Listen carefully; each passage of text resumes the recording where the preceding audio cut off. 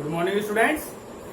हमने पिछली क्लास में पढ़ा था सिंगल लिंक लिस्ट और आज हम यहाँ पढ़ने जा रहे हैं डबली लिंक्ड लिस्ट। जैसा कि आपको पता है कि लिंक लिस्ट में जो डाटा स्टोर किया जाता है वो एक नोड के फॉर्म में स्टोर किया जाता है और एक नोड के कितने पार्ट होते हैं बेटा? 2 पार्ट होते हैं। एक में डाटा आइटम स्टोर किया जाता है और एक में अगले नोड का एड्रेस स्टोर किया जाता है। ये पॉइंटर वेरिएबल होता है जिसे हम नेक्स्ट के नाम से जानते हैं। तो इस तरह से और नोड का एक सीरीज बनेगी या बहुत सारे नोड की जो सीरीज बनती है वो सिंगल लिंक लिस्ट होता है जो फॉरवर्ड पॉइंटर होता है। अब हम बात करते हैं डबली लिंक लिस्ट की। डबली लिंक लिस्ट में क्या होता है बेटा? एक नोड के 3 पार्ट होते हैं। डबली लिंक लिस्ट में क्या होता है बेटा? एक नोड के 3 पार्ट होते हैं। तो एक पार्ट में स्टोर किया जाता है डाटा आइटम, यानी उस वैल्यू को स्टोर किया जाता है और एक होता है उसका नेक्स्ट पार्ट। क्या होता है? नेक्स्ट पार्ट, जिसमें अगले नोड का स्टोर किया जाता है और एक होता है बैक पॉइंटर। क्या होता है बेटा? एक होता है बैक पॉइंटर जिसमें पिछले नोड का एड्रेस स्टोर किया जाता है। सिंगल लिंक लिस्ट में जब हम पढ़ रहे थे पिछली क्लास में, तो ये सिंगल लिंक लिस्ट में केवल नोड के 2 ही पार्ट होते हैं जो हमें ये बताता है कि इसका अगला नोड कौन सा है। अगला नोड हो गया ये हमें बता देगा कि इसका अगला नोड कौन सा है। इस तरह से हम आगे बढ़ते चले जाते हैं, लेकिन इससे हमें ये नहीं पता लगता है कि इस नोड का पिछला वाला नोड कौन सा है। हाँ, ये अगले नोड को बता सकता है कि अगला नोड कहाँ है, इस एड्रेस पर है, लेकिन ये नहीं बता सकता कि इसका पिछला नोड कहाँ है।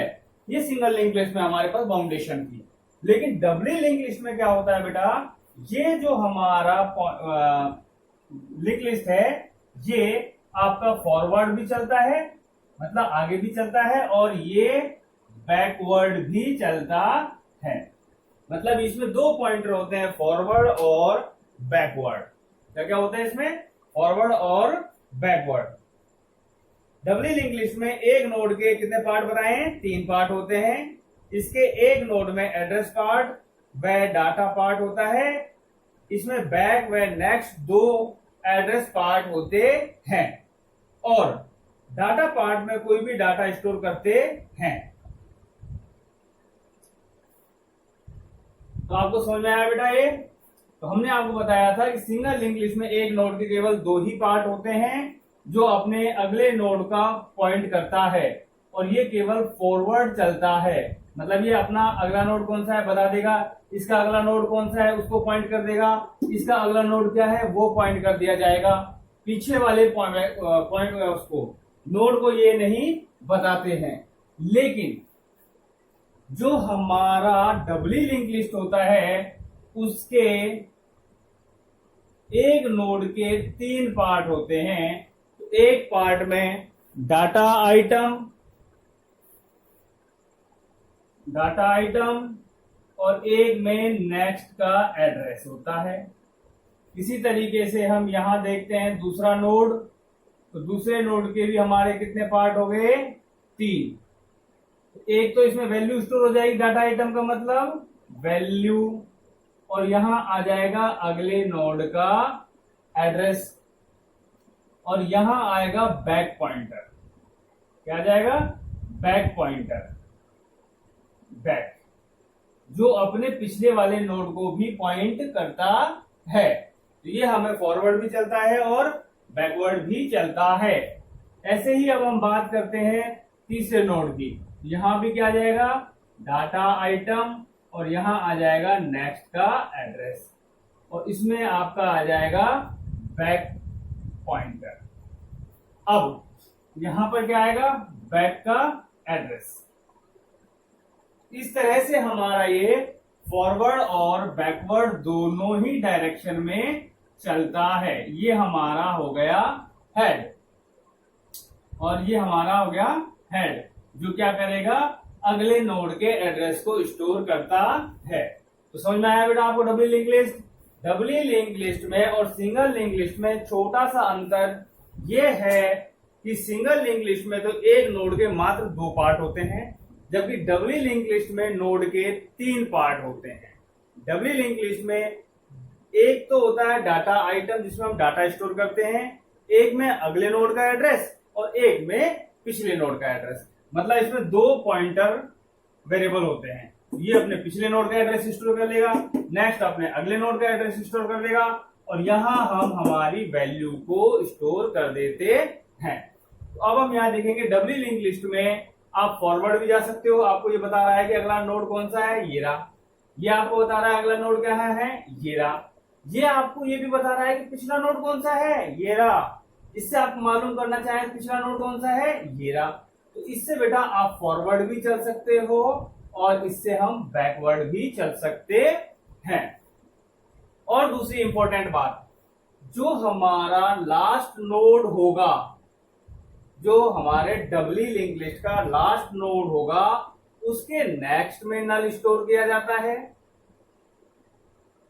उसके नेक्स्ट के पार्ट में क्या आएगा, नल, जो हमें बताएगा ये लास्ट नोड है। और जो हमारा बैक है फर्स्ट नोड का, उसमें भी हम नल स्टोर करते हैं।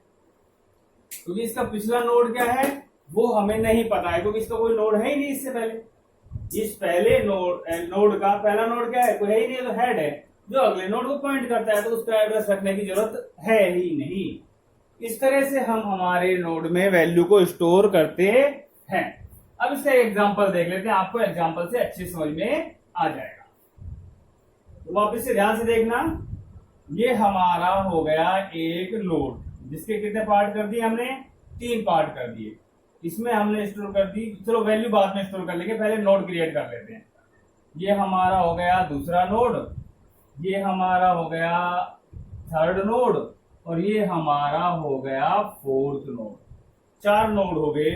और ये हमारा हो गया हेड पॉइंटर, जो हमेशा फर्स्ट नोड के एड्रेस को बताता है।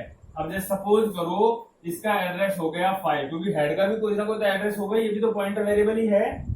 ये हो गया 4, 3, 2 और 1। ये इन नोड के एड्रेस हो गए, ये इन नोड के एड्रेस, या आप कह सकते हो मेमोरी एड्रेस। अभी सपोज करो हमें यहाँ कोई वैल्यू स्टोर करनी है, तो हमने यहाँ वैल्यू स्टोर कर दी। जब हम यहाँ वैल्यू स्टोर करेंगे तो इसमें नेक्स्ट में क्या आएगा, इस नोड का अगले नोड का एड्रेस। तो यहाँ क्या स्टोर हो गया, 3।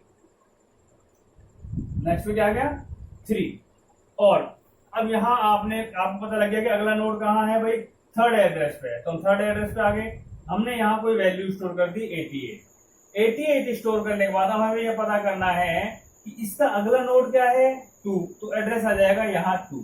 और ये होता है बैक एड्रेस, मतलब ये कि थर्ड से पहले कौन सा नोड है, कौन सा है, 4। तो इसमें आ जाएगा एड्रेस नंबर 4। इसी तरीके से अब हमें एक और वैल्यू स्टोर करनी है थर्ड के बाद। तो हमें ये पता करना है कि अगला नोड कहाँ मिलेगा। तो हम नेक्स्ट में जाके देखेंगे, नेक्स्ट में हमें देखने में पता लगा अगला नोड कौन सा है, सेकंड।